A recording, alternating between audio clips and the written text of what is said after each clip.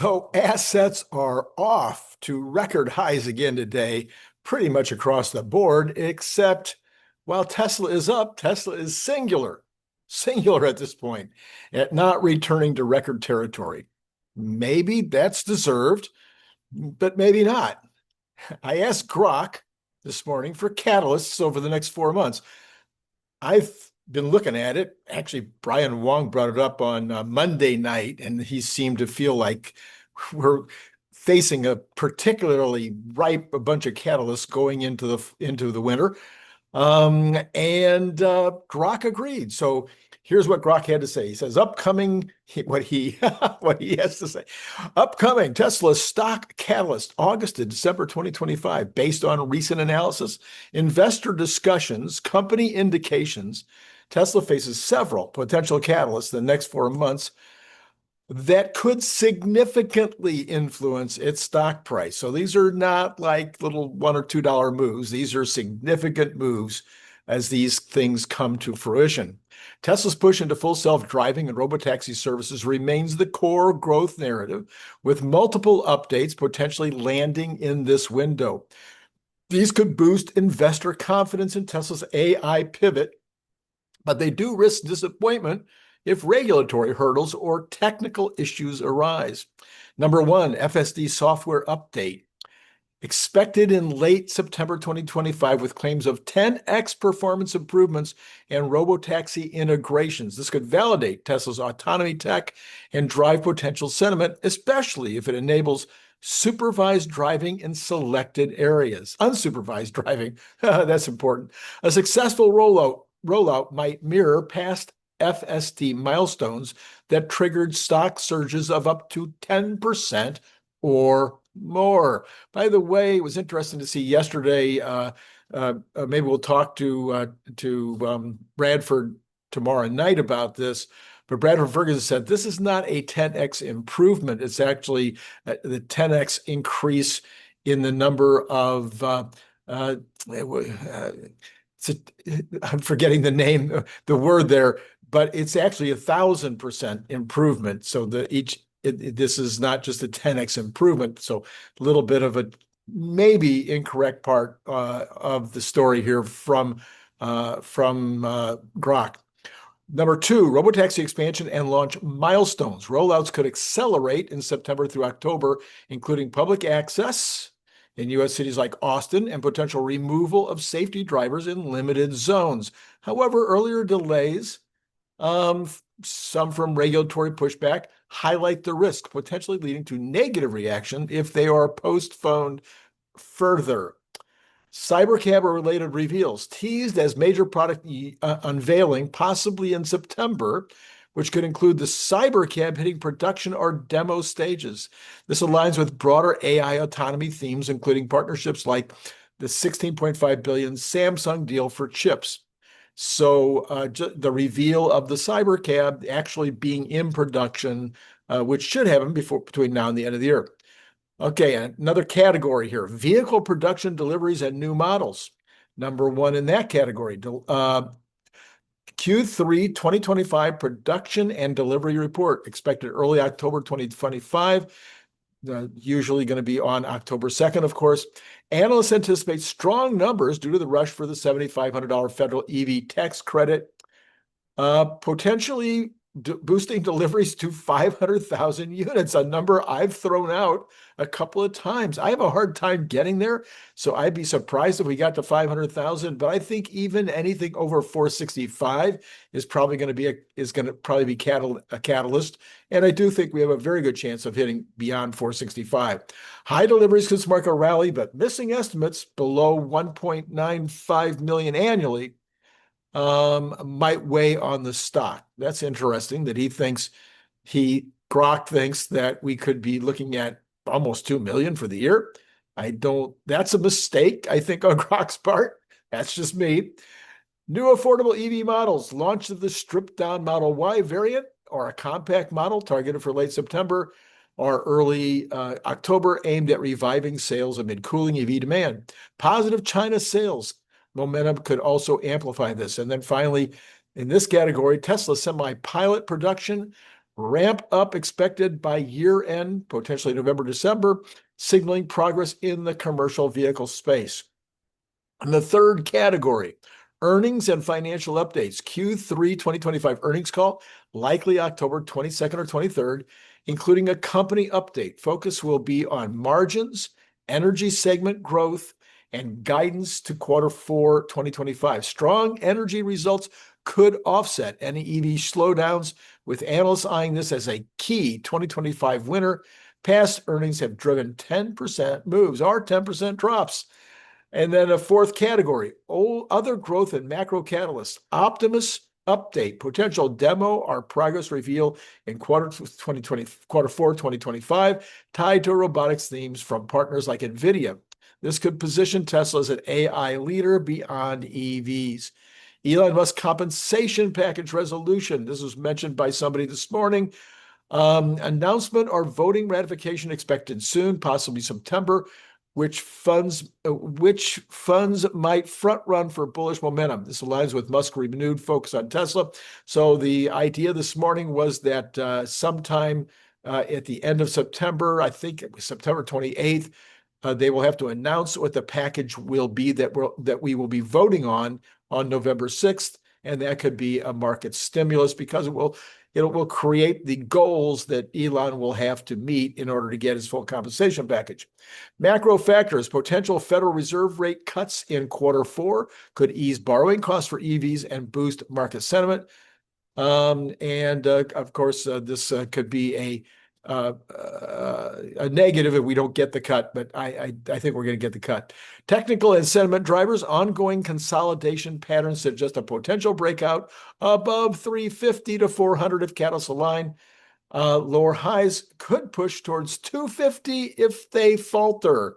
Overall, September and October appears packed with high-impact events, potentially setting up a surge towards 400 to 500 if execution is strong. Conversely, regulatory delays or weak deliveries could extend 2025's challenges, including political headwinds and sales declines. Investors should monitor Tesla's X account and news for confirmation. This is not financial advice, says Grock. All right, from Tesla Roddy this morning, says it may be a matter of time before a coast-to-coast, it's just a matter of time before a coast-to-coast drive on FSD is accomplished with no interventions. Now, we've had this ride yesterday from LA, I think it was LA to San Francisco with no interventions. We made a ride from Riverside to Big Sur, which would be about half of that drive to San Francisco with no interventions. So Tesla Roddy says the question would probably be just whether it would be a Tesla event itself, which Elon has promised to do, or whether Tesla owners would take up the opportunity and be the first to do the coast-to-coast ride. Jason DeBolt, haven't heard from Jason for a long time, usually has some wisdom to share. He says, in the U.S. alone, 108 people died yesterday of traffic accident. 100 people will die today. And another 108 people will all die tomorrow in vehicle accidents. And yet, the national mainstream media won't say a word about any one of those deaths. But if one of those was a Tesla robotaxi, after months of zero injury incidents, merely bumps into a human leg without injury, it will make headlines all over the world. That's how messed up the reporting is around autonomous vehicles. Tesla knows this, and they're being ultra cautious with the robotaxi rollout. Road accidents have killed approximately 3 times more Americans than all wars combined. Human-operated vehicle accidents have killed over 4 million souls since 1899.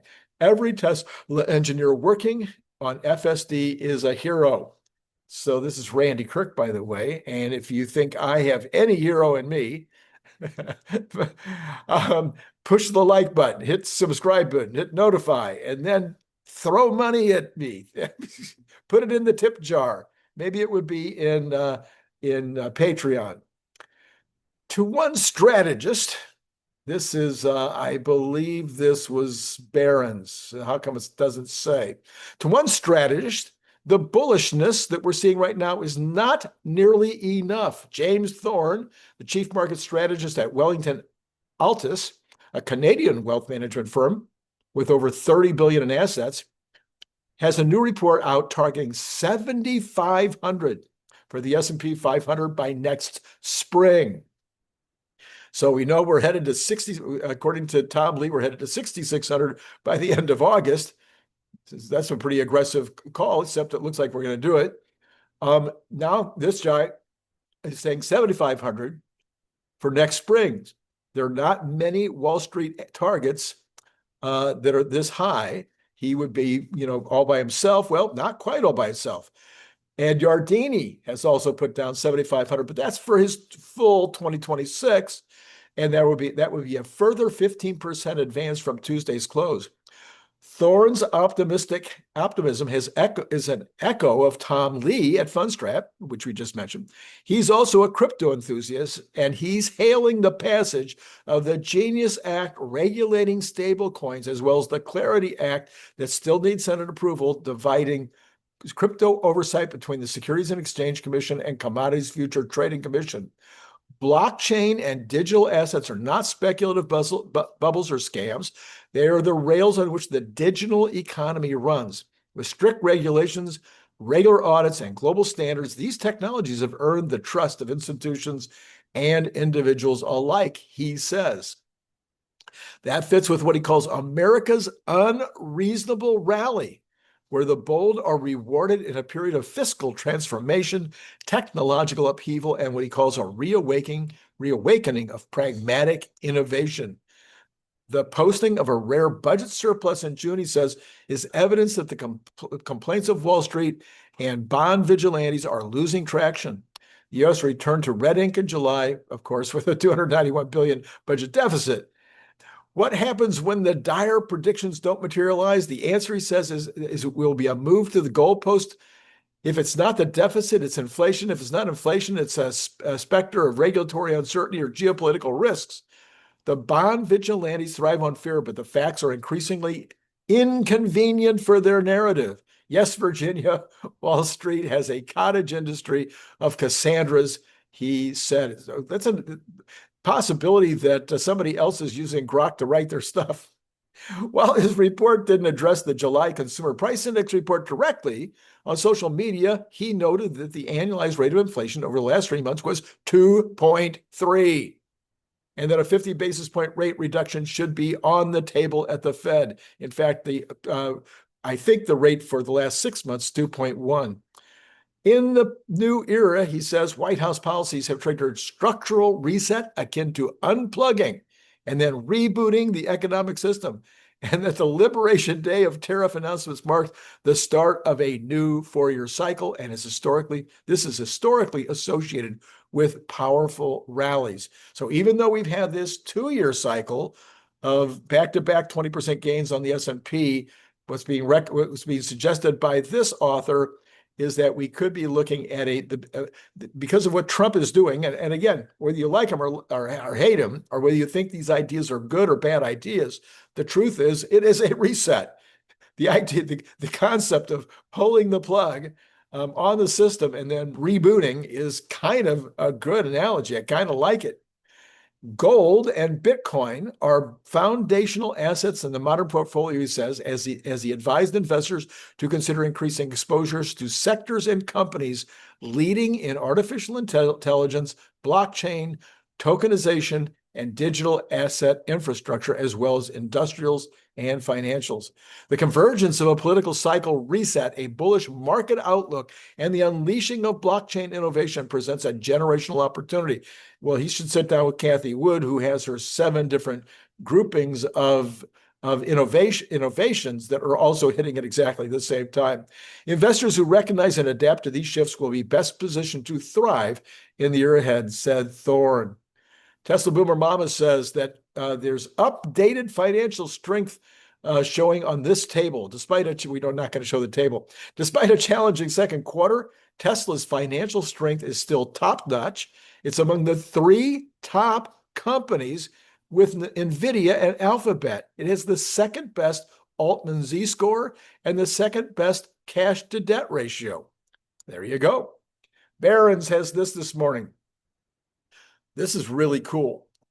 Believe it. The race is on to build a test nuclear reactor on American soil in less than a year. We've all been talking about a minimum of 2028. Nope, middle of 2026. On Tuesday, the Department of Energy chose 11 different companies, including publicly traded 𝐘𝐲, who we've talked about before on this channel, to participate in a test reactor program that aims to have at least 3 reactors up and running at America's national laboratories by July 4th, 2026.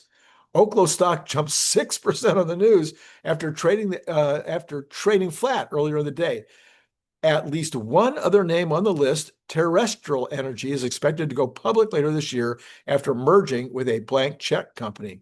The remaining companies that were chosen include AALO Atomics, Antares Nuclear, Atomic Alchemy, Deep Fission, Last Energy, Natura Resources, Radiant Energy, and Valor Atomics.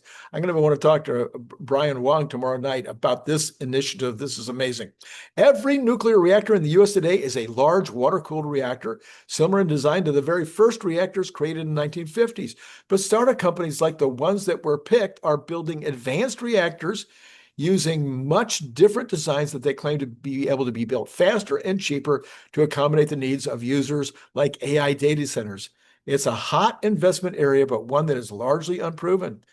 Usually nuclear reactors take 10 years or so to get licensed and built, but President Donald Trump, once again, wants to speed things up and potentially bypass the traditional methods of testing whether a reactor is safe. Normally, new reactors go through an extended review process through the Nuclear Regulatory Commission, or NRC, an independent body that's focused on making sure the public isn't exposed to undue risk.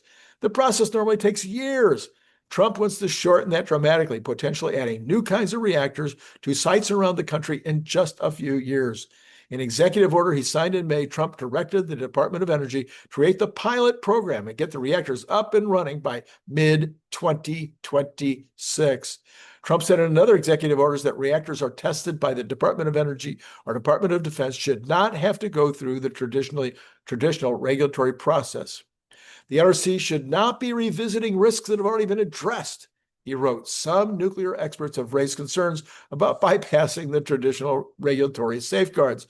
Trump also discussed potentially changing the standards for radiation emissions to make them less stringent. Fortune magazine says this, S&P Fortune 500 futures moved up this morning after the index closed at another all-time high yesterday, hitting 6,445.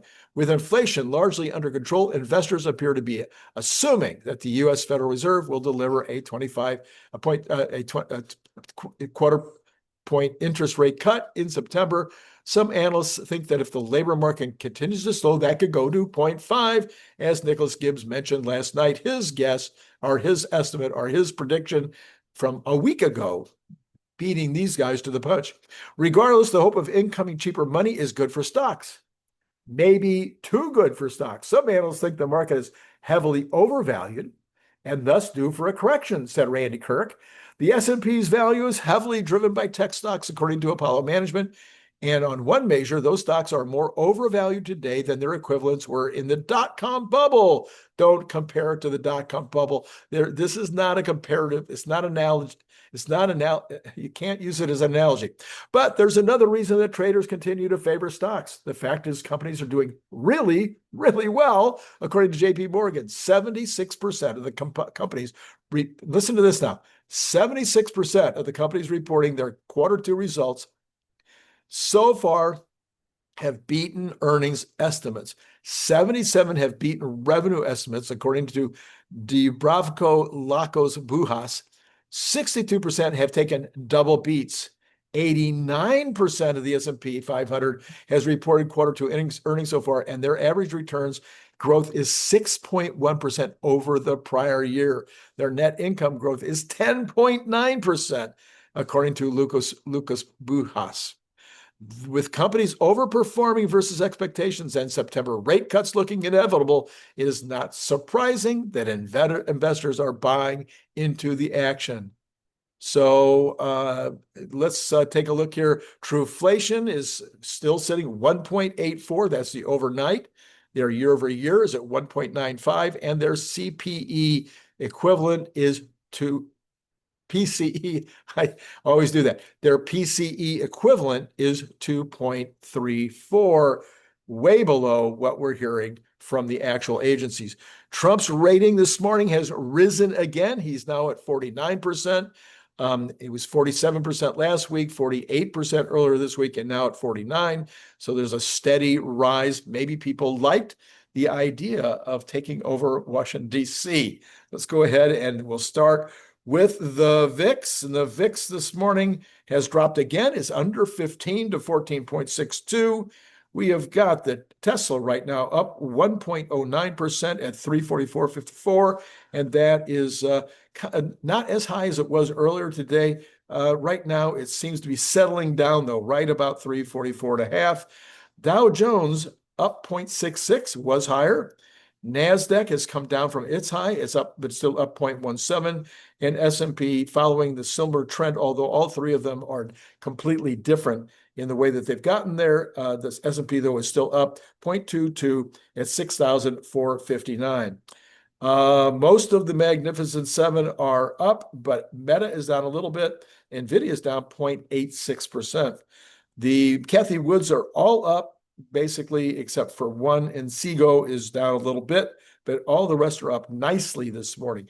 This would suggest, again, the possibility that we'll see some kind of a rotation into the stocks that have not yet gotten their run-up, like Tesla. Maybe the Cathie Woods will also be in that category where people are looking for the next big thing rather than only taking maybe another 2 or 3% this year on NVIDIA. Maybe they want to take a chance at getting a 10 or a 20 or 30% on something like Tesla or one of the Cathie Woods.